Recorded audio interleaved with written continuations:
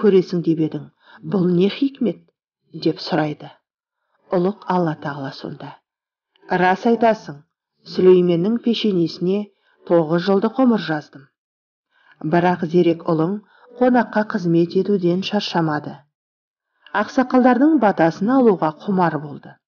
Күн сайын адамдар оған менің 99 есімімді айтып, шын жүректен алғыс жаудырып, батасын береді.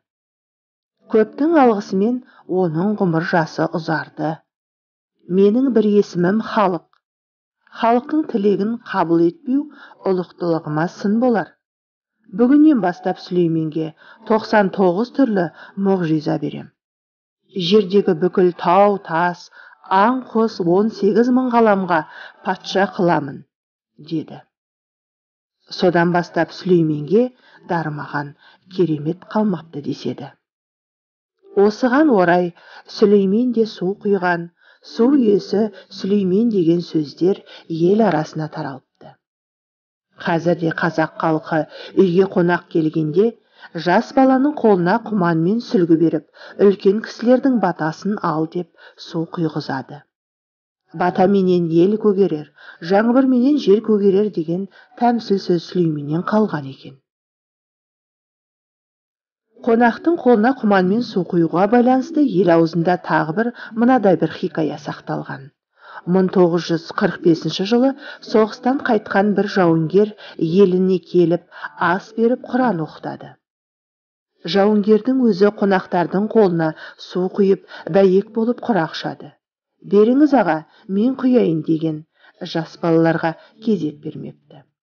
Қонақтар үйлеріне қайтқан соң жауынгер ауырып, төсек тартып жатып қалады.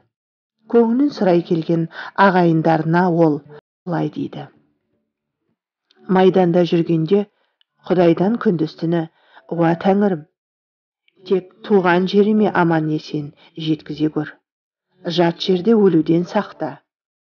Ата мекеніме табаным тигесін жанымды алсаң ризамын, деп тілеуші едім. Дұғам қабыл болды. Отанға аман есен оралдым. Ел ішінде ұзақ жасағымда келді. Көптің батасын алсам, бір шарапаты тиер ме деп құманмен де өзім су құйдым. Бірақ батаны аямай жаудырған жұрт, ғұмырың ұзақ болсын, 100 жаса деп бір тілек айтпады ғой.